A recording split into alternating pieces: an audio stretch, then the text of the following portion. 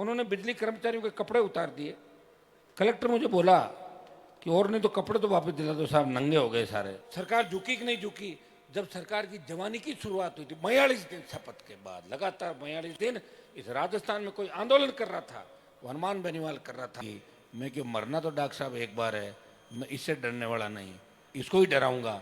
और विधानसभा के अंदर मैं सीएम को कहता था या तो मुझे गिरफ्तार करो, वो कहती थी कुछ अपराधी तत्व विधानसभा के अंदर दोबारा जीत के आ गए जो मुझे बार बार रोक रहे हैं। मैडम, या तो मुझे गिरफ्तार करो या उस सीट पे मुझे बिठाओ, यहाँ आप आ जाओ, अभी पकड़ लूंगा 15 मिनट के अंदर। सुनते हो भाषण, सुनते हो नहीं सुनते हो? मेरे अर्थशास्त्र आप पढ़ोगे तो बजट पे, अर्थशास्त्र पे अगर सबसे ज्यादा कोई अर्थशास्त्र का ज्ञाता था तो उस जमाने में चौधरी चरण सिंह जी थे। लेकिन वो सब कौमों को साथ लेके चले, 3 बार यूपी के मुख्यमंत्री रहे। मुसलमान, यादव, जाट, कुर्मी, गुजर, माली, कुशवा, मौर्य, उनके नाम से मरता था शेड्यूल कास्ट के लोग कि चरण सिंह जी हमारा नेता। महेंद्र सिंह टिकैत हुए, किसानों की बड़ी लड़ाई लड़ी और उनको इंदिरा गांधी जी ने बनाया और बना के और 1 महीने बाद ही समर्थन वापस ले लिया। तो फिर बनाने की आवश्यकता कहां थी? क्यों बनाया? क्यों हमें अपमानित किया?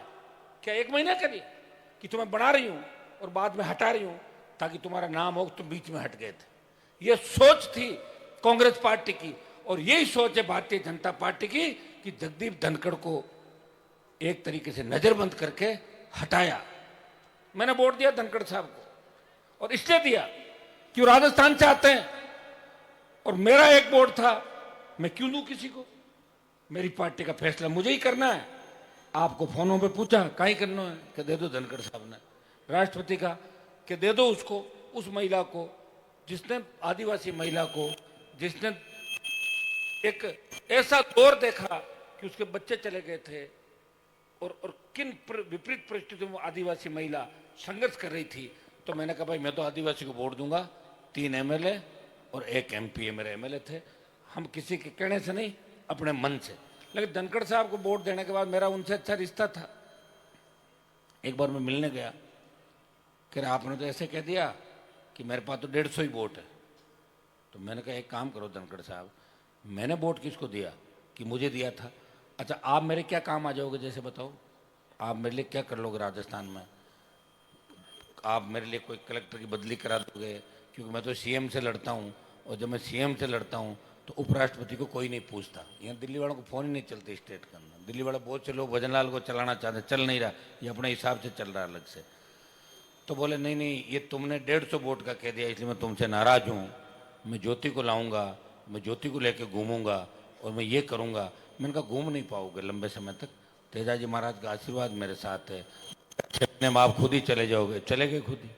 अरे चले गए तो छोड़ो, बोल नहीं पा रहे। कितने महीने हो गए हटे हुए? 4-5 महीने हो गए। चूं तक नहीं की। क्यों हटाया? कहने को बातें करते थे। राज्यसभा में मैंने उसका भाषण सुना, मैं जाट हूं, मैं डरता नहीं हूं, ऐसे करते थे। तो बताओ तो सही, हटाया क्यों? हम तो हमारी सारी चीज बताते हैं। उस समय उससे झगड़ा हुआ, उससे हुआ, उससे हुआ। देश का समाज जानना चाहता है। अरे भाई धनखड़ साहब, आपको क्यों हटाया? हम दिल्ली को घेर लेंगे।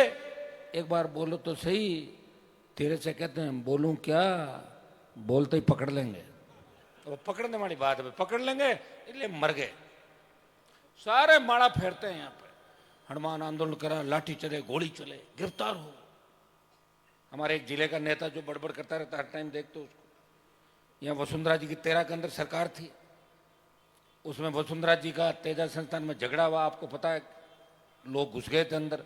मैडम हेलीकॉप्टर के अंदर किस तरह भागी थी, जैसे बिल्ली भागती है रसोई के अंदर के दूध, बिल्ली भाग गई थी उसमें वसुंधरा। तब ये बात चली 2013-14 के दौर के अंदर कि हनुमान जी को तो वसुंधरा इनकाउंटर करा देगी, वो करा देगी। और 42 दिन वसुंधरा ने शपथ ली और मैंने धरना चालू किया। इधर शपथ, इधर धरना, क्योंकि टारगेट खींवसर था। खींवसर में किसानों के ट्रांसफार्मर उतार रहे थे और किसान मजबूत थे।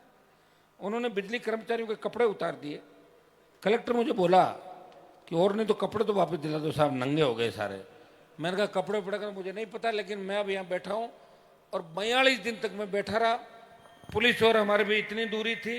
मैंने विधानसभा की शपथ उस धरने के दौरान ली, जाके वापिस आया। लोग कहते थे ये हो जाएगा वो हो जाएगा, अब की बार हनुमान का पता लग जाएगा। कोई पता नहीं लगा।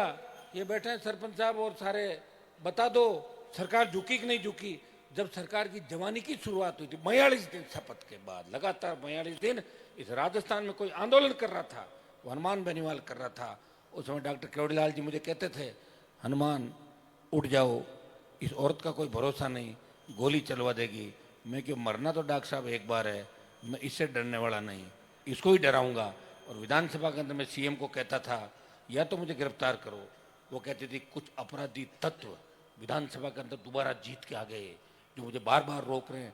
मैडम या तो मुझे गिरफ्तार करो या उस सीट पे मुझे बिठाओ, यहाँ आप आ जाओ, अभी पकड़ लूंगा 15 मिनट के अंदर। सुनते हो, बातें सुनते हो नहीं सुनते हो मेरे?